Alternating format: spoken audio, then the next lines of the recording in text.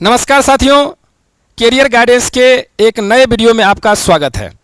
क्योंकि बहुत सारे बच्चे कंफ्यूज रहते हैं कि 10th क्लास या 12th क्लास के बाद हम क्या करें, तो आज हम आपको बताने वाले हैं कि 10th या 12th के बाद आपको क्या करना चाहिए। सबसे पहले 10th में पास सभी बच्चे को हार्दिक शुभकामनाएं एवं उज्जवल भविष्य की कामनाएं करता हूं। ठीक है साथियों, जैसे कि यहाँ पे लिखा हुआ है career guidance, career option after 10th या 12th।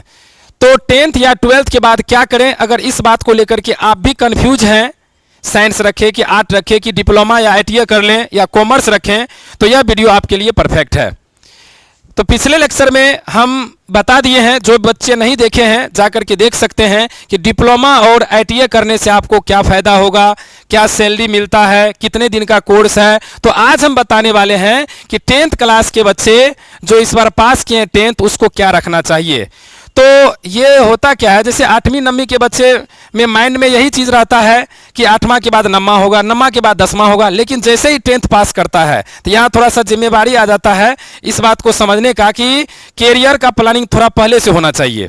ठीक है, तो इसलिए क्या रखेंगे तो उनके बारे में आज हम बताने जा रहे हैं।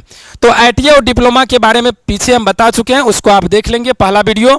और आज हम बताने जा रहे हैं आपको, अगर आप अपना कैरियर इंजीनियरिंग के क्षेत्र में करना चाहते हैं, बनाना चाहते हैं, डॉक्टर के क्षेत्र में बनाना चाहते हैं, एविएशन, जो बच्चे एविएशन नहीं जानते हैं, एविएशन होता है जैसे एरोप्लेन, हवाई जहाज का इंजीनियर बनना चाहते हैं, हवाई जहाज में आप एयरफोर्स बनना चाहते हैं और या फिर पायलट बनना चाहते हैं, तो वही फील्ड हुआ एविएशन। या आप डिफेंस विभाग में एनडीए, एयरफोर्स, अगर इन सब चीज़ों में जाना चाहते हैं, रिसर्च करना चाहते हैं, आगे चल कर के साइंटिस्ट बनना चाहते हैं, डाटा साइंस या एआई या कोडिंग, एआई जानते हैं ना, आर्टिफिशियल इंटेलिजेंस, कोडिंग सीखना चाहते हैं, टीचर, यूपीएससी, बीपीएससी, ये सब चीज़ अगर करना चाहते हैं तो आपको साइंस रखना पड़ेगा।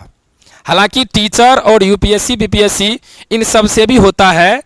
और बच्चों, अगर आप साइंस रखेंगे तो engineer, doctor, aviation, defence, research, data scientist, AI, coding, इतना चीज़ करने के लिए या इनमें से अगर किसी चीज़ में आपको इंटरेस्ट है तो आपको साइंस रखना ही पड़ेगा। और जानते हो, साइंस अगर आप रखते हो तो साइंस से आगे चल कर के आप आर्ट में या कॉमर्स में कन्वर्ट हो सकते हैं। बट आर्ट अगर आप पहले रख लेंगे तो फिर साइंस आप चाह करके भी नहीं रख सकते हैं। इसीलिए बच्चों, आप साइंस रखने वाले हैं, engineer, doctor, aviation, defence, research, इन सब चीज़ में जाना चाहते हैं तो आपको साइंस रखना चाहिए। उसके बाद बच्चों, आर्ट में जैसा कि हम यहाँ बताए हैं कि यूपीएससी और बीपीएससी इससे भी होता है, आर्ट पढ़ के भी होता है और कॉमर्स पढ़ के भी होता है। लेकिन अगर आपका एक गो लक्ष्य है, एक ही मकसद है कि हमको सिविल सर्विसेज में जाना है, यानी यूपीएससी बीपीएससी करना है, तो आप आर्ट रख सकते हैं। सीधा सीधा आपका टारगेट ये रहेगा। तो या फिर आप जर्नलिस्ट बन सकते हैं, या लॉयर यानी कि वकील बन सकते हैं, अधिवक्ता बन सकते हैं, लीडर, नेता बन सकते हैं, बढ़िया नेता। तो आपको थोड़ा स्टडी करना पड़ेगा और वो आर्ट का स्टडी करना पड़ेगा। टीचर, लेक्चरर, प्रोफेसर सभी में होता है ना, लेकिन ज़्यादातर स्कोप किस में है? साइंस में है। साइंस में ज़्यादा स्कोप है। और यूपीएससी बीपीएससी तो आप सभी से कर सकते हैं ग्रेजुएट होने के बाद। ठीक है साथियों, अब कॉमर्स, जिस बच्चे का लक्ष्य है कि हमें बिजनेस करना है, बिजनेस स्टार्टअप करना है, तो उनका बैकग्राउंड कॉमर्स ज़्यादा बेटर रहेगा। बैंकिंग या फिनांस का नॉलेज रखना चाहते हैं, फिनांस, पैसा कौड़ी के बारे में, है ना, तो आप कॉमर्स आपके लिए बेटर रहेगा। चार्टेड अकाउंट का नाम सुने होंगे, अगर आप वो करना चाहते हैं, बनना चाहते हैं, तो आपके लिए कॉमर्स बेस्ट रहेगा। ठीक है, अब बात रहा कि सर इंजीनियरिंग, क्योंकि बहुत सारे बच्चे साइंस का देख रहे होंगे और उसमें भी मैथ का, तो अगर आप इंजीनियरिंग करने का सपना है तो इसके लिए हम पूरे डिटेल में बताने जा रहे हैं। देखा जाए, सबसे पहले आप चुन लेंगे, आप अपने इंटरेस्ट के हिसाब से, इन्हें कि पड़ोसी या फैमिली या किसी के दबाव में आकर के हम साइंस या आर्ट या कॉमर्स का सिलेक्शन कर ले, नहीं, आपको इंटरेस्ट होना चाहिए, मज़ा आना चाहिए उस सब्जेक्ट को पढ़ने में। ठीक है साथियों, तो ये हो गया आपका। अब देखिए, जो बच्चे साइंस रखना चाहते हैं इंटर में, तो उसमें भी क्या क्या सब्जेक्ट होता है। एक हो सकता है पीसीएम, फिजिक्स केमिस्ट्री और मैथ, और एक हो सकता है पीसीबी, फिजिक्स केमिस्ट्री और बायोलॉजी। और एक ऐसा भी होता है जो फिजिक्स केमिस्ट्री मैथ और बायो दोनों रख ले, ये भी हो सकता है। तो इसमें क्या होता है बच्चों, फिजिक्स 70 मार्क का थ्योरी, 30 मार्क का प्रैक्टिकल, मतलब 100 मार्क।